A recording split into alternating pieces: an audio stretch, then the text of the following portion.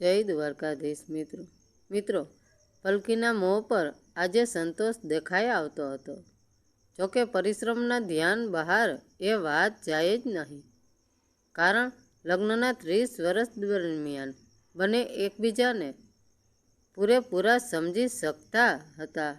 તેથી તો કેટલીય વાતો કહ્યા વગર પતિ પત્ની સમજી જતા હતા.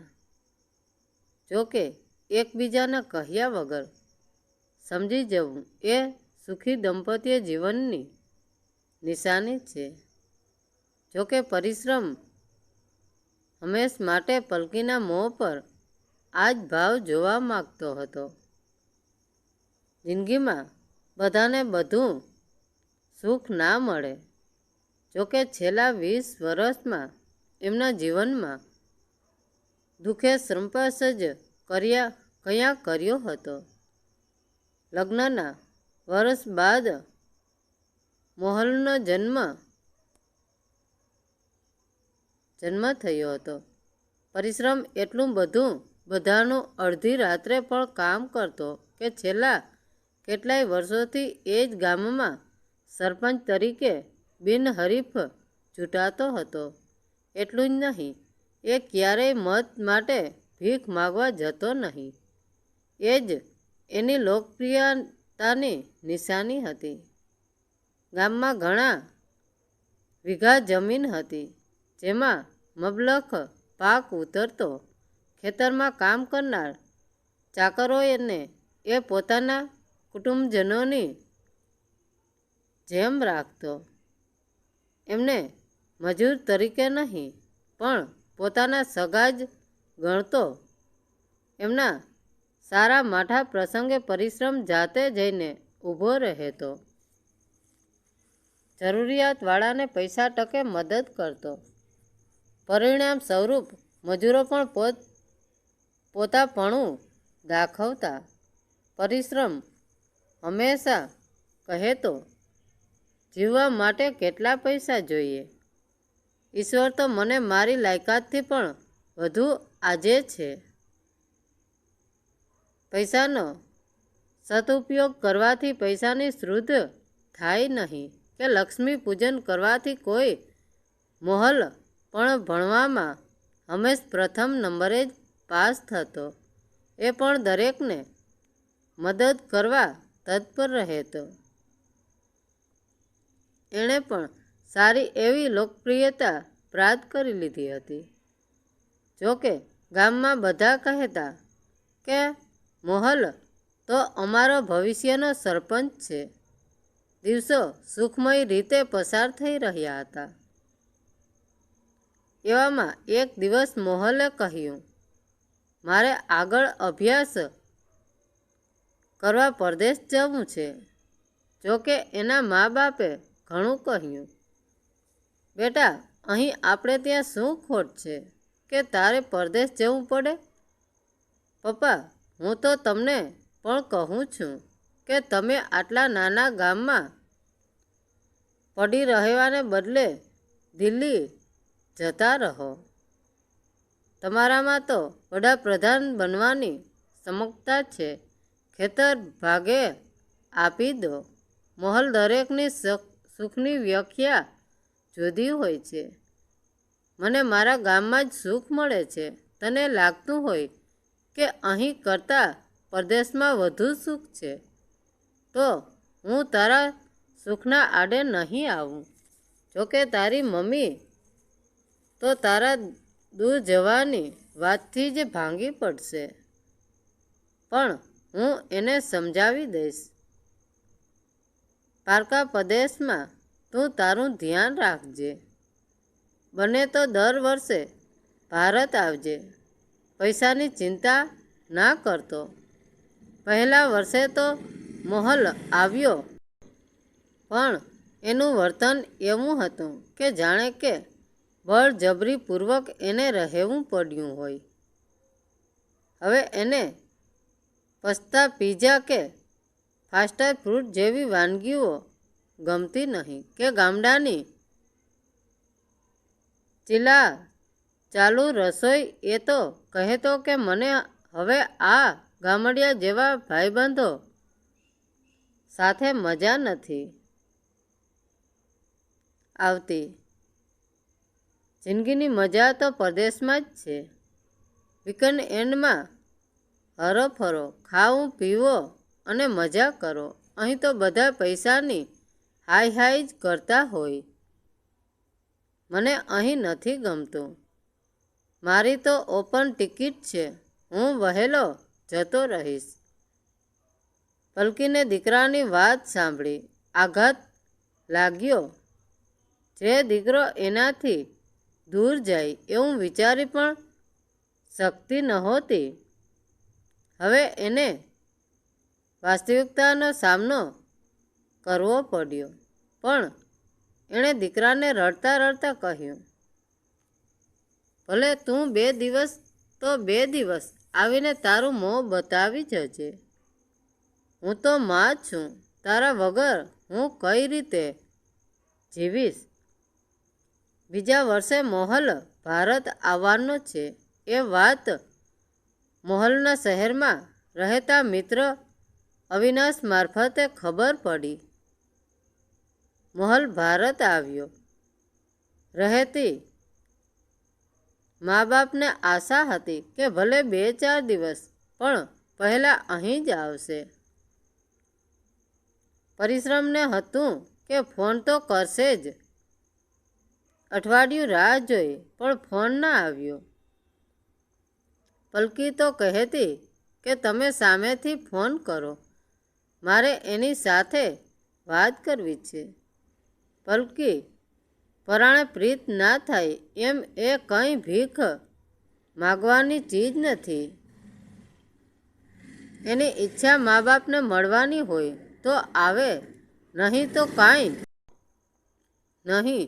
આ ગ્રામજનો આપણા સંતાનો જ છે. શા માટે પ્રેમની ભીખ માગવી? જોકે 10 દિવસ બાદ મોહલ આવ્યો. બેગ લીધા વગર કહે, હું એકાદ કલાક માટે જ આવ્યો છું. રાતની ફ્લાઇટમાં હું પાછો જાઉં છું. મારે થોડા પૈસા જોઈએ છે. ડોલર લઈને આવેલો પણ મારે હાલ તો રૂપિયા જોઈએ છે. એટલે જ ખાસ આવ્યો. આ સાંભળતા જ પલકી શસ્તબંધ બની ગઈ. એને તો હતું કે દીકરો આવીને મા બાપને પગે લાગશે, તબિયતના સમાચાર પૂછશે. એના બદલે માત્ર અને માત્ર પૈસાની જ વાત. જોકે પરિશ્રમે પૈસા તો આપ્યા, પણ મનમાં એક નિર્ણય સાથે. એ રાત્રે પલકી કે પરિશ્રમને ઊંઘ આવતી ન હતી. બંનેની આંખોમાં આંસુ હતા, પણ બંને જણ એકબીજાથી છુપાવવા ભરપૂર પ્રયત્ન કરી રહ્યા હતા. ખરેખર તો કોણ કોને આશ્વાસન આપે? બંને જણા ઊંઘવાનો ડોળ કરી રહ્યા હતા. પલકીએ જોયું કે પતિ સૂઈ ગયા છે, એટલે ચૂપચાપ ઉઠી એક જૂની સાડી કાઢી ટેબલ પંખાની નીચે મૂક્યું. પરિશ્રમને પલકીનો ઈરાદો સમજાઈ ગયો. એ ઉઠીને પલકી પાસે ગયો. પલકીને ભેટીને પરિશ્રમ ધ્રુસકે ધ્રુસકે રડી પડ્યો. અત્યાર સુધી બંને એકબીજાથી છુપાવેલા આંસુ બહાર આવી ગયા. પલકી, તે મારો પણ વિચાર ના કર્યો? સંતાન વગરના કેટલાય દંપતી પ્રેમથી નથી રહેતા. આપણે એવું માનીશું કે આપણે સંતાન નથી. આપણે મોહ માયાના બંધનમાંથી મુક્ત થઈ જઈશ. હવે સમાજની વધારે સેવા કરીશું. આપણા પૈસા આપણા દીકરાને આપવાની હવે કાંઈ જ જરૂર નથી. મેં મહેનત કરીને જમીન લીધી છે. એ બાપ દાદાની મિલકત નથી કે મોહલ એના ભાગ માગવા આવે. મેં હમણાં જ વિચારી લીધું છે કે હવે આપણે શું કરવું? બીજે દિવસે એમના ઘરની બહાર એક પાટિયું લટકતું હતું. આત્મહત્યા નિવારણ સંસ્થા. ટૂંક સમયમાં દુખિયારા આવતા રહેતા. પતિ પત્ની સમજણથી કંઈક ને કંઈક રસ્તો કાઢતા. પછી એ પતિ પત્નીના ઝઘડા હોય, સાસુ વહુના ઝઘડા હોય તો બંને પક્ષોને સામ સામે બેસાડીને સમજાવતા, જેથી ઘણા બધા મન દુઃખોનો નિકાલ થઈ જતો. લોકોના દુઃખો જ્યારે આ પતિ પત્ની સાંભળતા ત્યારે થતું કે તેઓ તો ઘણા સુખી છે. તે દિવસે પણ નદીમાં પડીને એ સ્ત્રી આત્મહત્યા કરવા જઈ રહી હતી. ત્યારે ગામ લોકો એને પકડીને પલકી પાસે લઈ આવ્યા. પલકીએ એને પાણી આપી ચા નાસ્તો બળજબરીથી કરાવ્યો. થોડી શાંત પડતા બોલી, મારો દીકરો મને પૂછતો નથી. જુગાર દારૂના રવાડે ચડી ગયો છે, કમાતો નથી. મારી પાસે પૈસા માગે છે. હું તો પણ પૈસા આપવા તૈયાર છું, જો એ મને પ્રેમથી રાખે તો.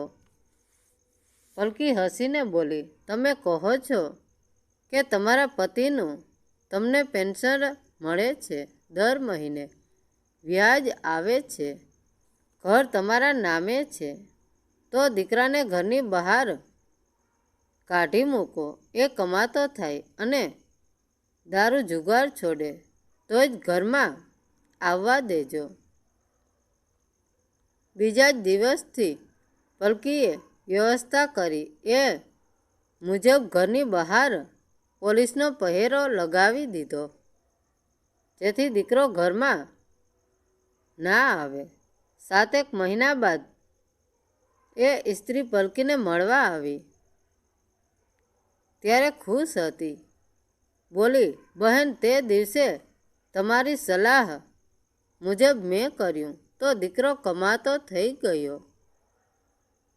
દુનિયાની ઠોકર ખાધા પછી એને વાસ્તવિકતા સમજાઈ ગઈ. બહેન, તમે મારા માટે દેવી સાબિત થયા.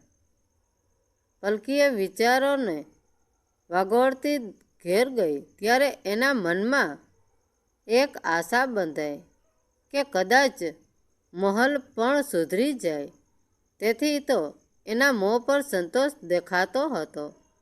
જોકે પરિશ્રમને આ વાતની ખબર પડી કે એ બોલી ઉઠ્યો, પલકી, તું ખોટી આશા ના રાખીશ. મોહલ હવે નહીં આવે, કારણ કે મેં એને જણાવી દીધું છે કે મારી મિલકતમાં તારો કોઈ જ ભાગ નથી. તું ભારત આવે કે ના આવે, હવે અમને કંઈ જ ફેર પડવાનો નથી. પલકી, હવે આ જ છે આપણી જિંદગી, જે લોક કલ્યાણ અર્થે જ વપરાશે. મિત્રો, વાર્તા કેવી લાગી? સારી લાગી હોય તો કોમેન્ટ કરીને જરૂર જણાવજો. ધન્યવાદ મિત્રો. રાધે રાધે. જય દ્વારકાધીશ.